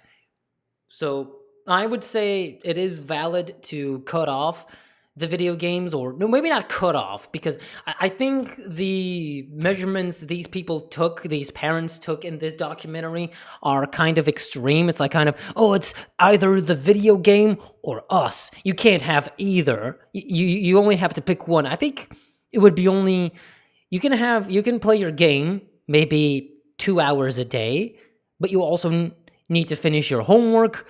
Just make sure to go to school. Like, I feel like the kid would care if they care about their parents. Because if I'm a kid that just doesn't care about my parents because they're doing, of course, a bad job at parenting, I'm not going to care what they think. I'm going to care about my video game more than them or anything else going on in my life. Because one thing that helped me sort of realize that school and having a social life is more important than just playing video games 24/7 is because it made my parents very sad. And, if I am fortunate enough to have like very loving and caring parents, so I did care enough about them to sort of cut back on my CS addiction when I was a kid and try to do at least try to do better at school in general. I get like at least acceptable grades and just pass my exams and stuff, just so they are happy to a degree that I'm not absolutely isolating myself from everything and just always on these video games. But it's different for everybody. Look, for me, it kind of worked out because I got into tons of things relating to video games. For me, video games are more than just a fun addiction. They became a lifestyle, and here I am today with this YouTube channel, and I've done tons of things related to video game development, and I've worked with people and companies in real life. So it worked out for me, but there are cases of people and kids that just fell into an addiction that's like that they never fixed or addressed properly, and they never managed to come to some sort of middle ground with their parents. So things went pretty bad, and yeah, sucks to be these parents, but I would say maybe to an extent it is their fault for kind of failing at parenting, maybe. Anyway, how about soap? How about I put on some soap? Not the CS beta. You can see the retail boxes. Yeah. Of course it's not the beta because it is after CS release, but if those copies in the internet cafe being played are the beta, it could have been the beta because it's free. It was free, that is. And then to get the current version, because then they would have to buy a retail copy for every PC, which is expensive. Boomer parents are the type of people to think that CS would make your son gay or something. Probably. I'm just an urban child playing as the urban model in CS. All these documentaries go like this. Games bad. Actually, not that bad. Actually, it's not about games. It's about addiction. Actually, it can be a job. Conclusion. Games are not bad, but not good. Yeah, I mean, it makes sense that this is the kind of conclusion, because at the end of the day, if they just made a documentary like, video games bad, video games suck, ban video games, the result of that would be kind of a net negative for everybody and just the documentary. So to sort of appease everybody, they do kind of have to come to some sort of fence-sitting conclusion, I guess.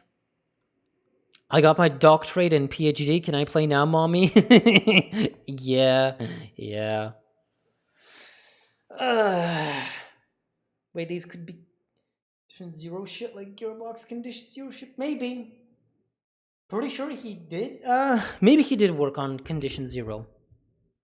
All I see in these soap videos is, why the hell are you wasting soap? Well, see, in these kinds of videos, they're not exactly wasting soap because it's like, soap is like wax. You can cut it up into pieces, then melt it, and it's gonna be fine.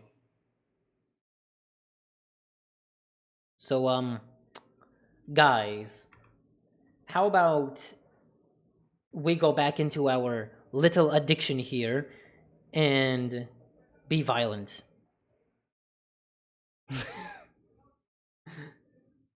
uh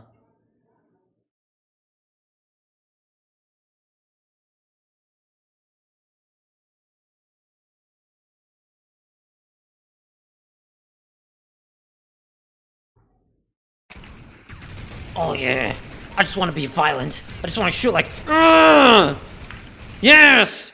Oh fuck, I'm lagging. Uh-oh. This isn't a good start. Yes, oh!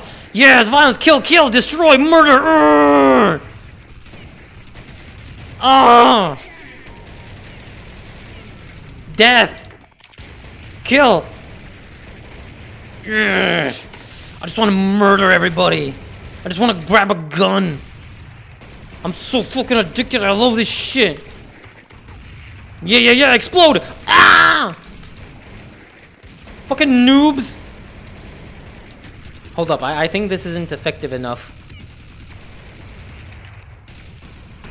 Yeah, I gotta increase the volume. Yeah, those gun sounds like, oh yeah! Look at that blood splatter! It's so epic! Oh yeah! Fucking look at this noob! Headshot his ass! Yeah, come on, oh yeah! Oh yeah, I love it. Give me more. Give me more. Oh, serotonin! Adrenaline pumping! Piece of... Is this cringe? Am I trying too hard? Okay. Well, let's calm down a little bit. Maybe my neighbors are not gonna be having it. Ooh. Oh yeah, oh yeah.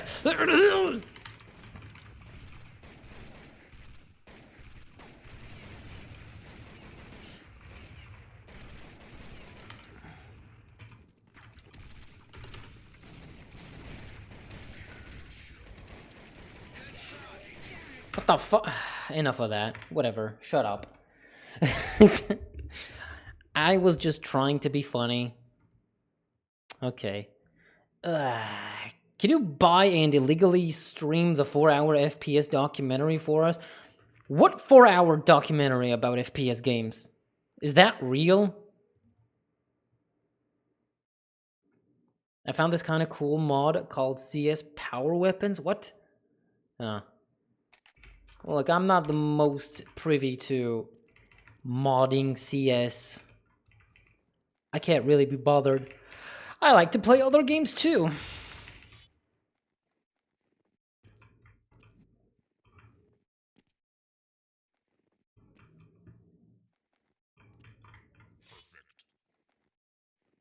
I think what everybody needs is a can of Pepsi.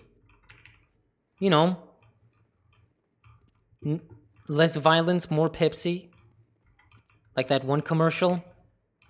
You guys remember the one where the girl gave the police officer a Pepsi and everybody rejoiced?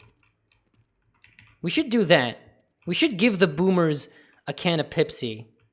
That could really help with their concerns of addiction and violent video games. All your problems can be fixed with just a can of Pepsi. You know, honestly, this sounds kind of dreadful. Streaming this whole documentary for sitting here for 4 hours. Like, god damn. But you know, I am seriously gonna like clip that documentary and tweet it out to Min Lee to see what he says. Oh man.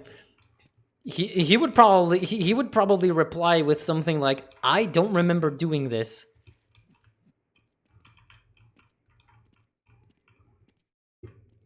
He would probably be like, I have no recollection of ever filming this documentary."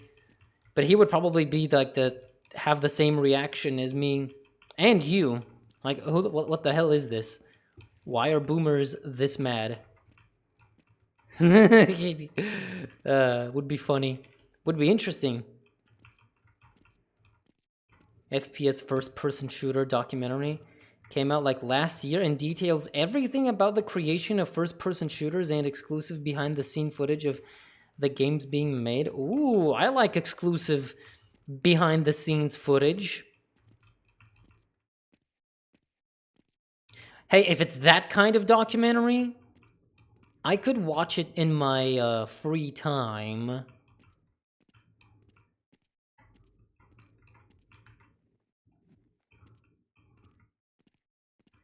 But now, I'm just chilling. Maybe I'm gonna beat this map and then beat the fuck out of my meat so goddamn hard that my dick hurts. I don't know. Zoinkin my schlong. Realistically, I'm probably just gonna tend to my bad ankle. Bad uncle. I love how people left once the documentary was over. I guess I guess that was the highlight for today. The FPS documentary of concerned boomers. I mean, it was fun, but don't expect me to like watch any more of these because just as somebody pointed out, if it's a boomer making this kind of documentary, it's basically going to be the same thing, just parents concerned about video games, addiction, and violence. It's whatever. But you don't need any of that anymore. You got people like me who give you the information and knowledge you want to hear. Right here on YouTube, exclusively. I'm thinking, by the way, I was thinking of maybe streaming... Tactical Intervention tomorrow. You know, it could be fun to play that game again. For real, though. Because I did play it just for footage and stuff. And I interviewed Min Lee about it. And for research purposes, mostly. But what if I actually tried to play it? And maybe beat some of the objectives? Could be fun. Some people did say play Tactical Intervention, so maybe. I do have some plans. If I can manage to be consistent, if I manage to be consistent with my streaming schedule,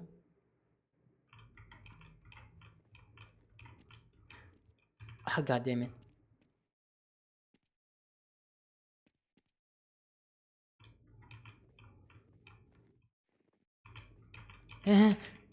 Fuck yeah.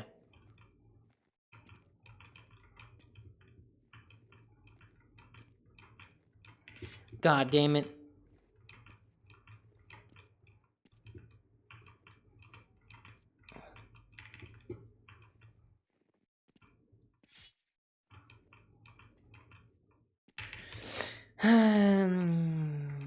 CS Power Weapons also has some scrapped gearbox weapons, like the Law gas grenade. What the fuck? Scrapped gearbox. By the way, I think I've beaten this map. But I shall see once I've beaten it if I already had some pro stats on it. Gonna leave. Laters. Bye. Ah! Fuck.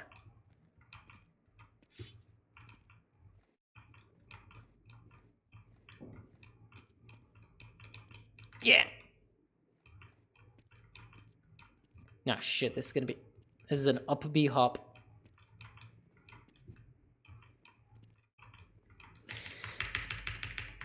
The documentary is so big it has a YouTube trailer for it.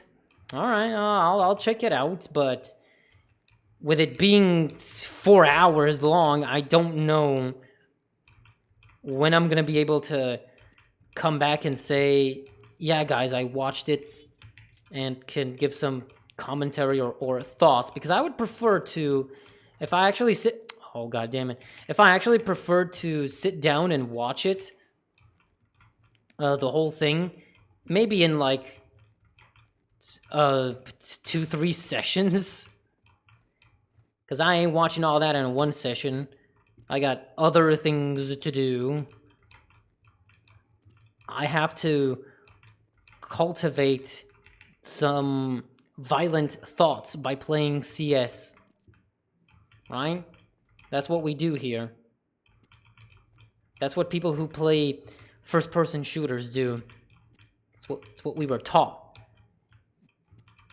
It's what all these evil Satanist companies want from our kids. What's the server ID? Just KZ Rush. Average. See? KZRush.ru jump. Average. There you go. I think I've beaten it. Yeah, 0 points. Fuck you! Alright, well, this has been fun today. Another 2 hours. Just like yesterday and stuff. But I don't want to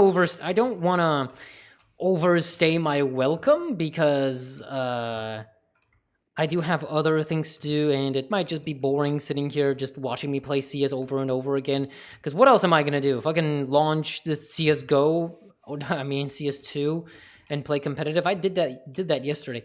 I do have a grind, but I'm thinking more so doing that tomorrow. In the meantime, I could be playing other games in future streams, like, because, of course, don't just expect me to be playing CS every single day, every single time. So, I shall diversify. It could be fun, so come along, join. It's content, it's entertainment, it's free. Yeah, isn't that a label? Free entertainment. You just open up the stream link and it's boom. Free entertainment. I got it here. I think I'm the not welcome. What? No. Wait you out? What? No. Hello. Where's the CSS stream? There's a VOD of it. Did one a couple of streams ago, and there's just not a whole lot to do in CS Source. But maybe I could do that again. I'll see. But it's definitely not going to be today. Because for today, I'm sorry, but... Oops. Wrong screen yet again. Ugh. Isn't it always like this? Well, here's the infamous The End screen. I had fun. Hope you had fun watching that stupid-ass documentary. It was kind of funny. Yo, hello. You missed the whole thing. It's over. Too late. Better luck next time, losers.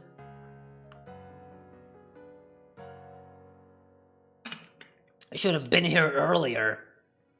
I'm not gonna sit here for like 5 hours at a time. But yeah, go do a crime. Be violent. Just like the boomers think we are from playing violent video games. But yeah, go watch the documentary. Maybe you could find it. If you do, I'm gonna go do my own thing. And yeah, I'm gonna save the 4-hour FPS documentary so I can watch that too at some point. I'll mark it down. And yeah, guys, I'll see you around. Possibly tomorrow. I don't really have much of anywhere else to go because of my broken ankle. Well, it's not broken, it's rolled. It's twisted. Sucks to walk, but it is what it is. So, yeah, I'm gonna tend to that and other home responsibilities and stuff. So see you around. Bye!